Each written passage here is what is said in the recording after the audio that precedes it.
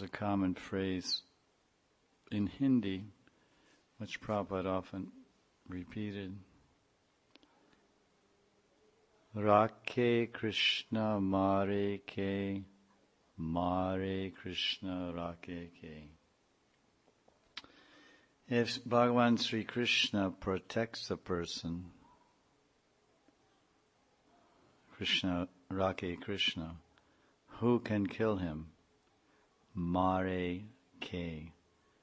And if Krishna desires to kill someone, who can protect that person?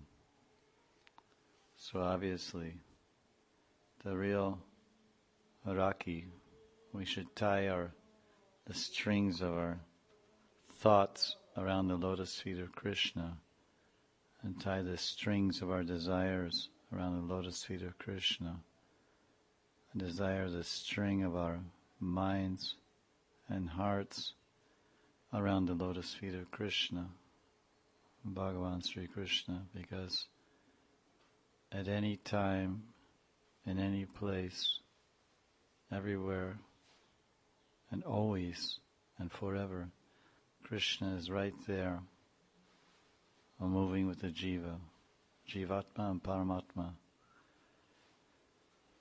And only Krishna, or God, is the real protector. To think anyone else is a protector or possible protector is simply an illusion or maya.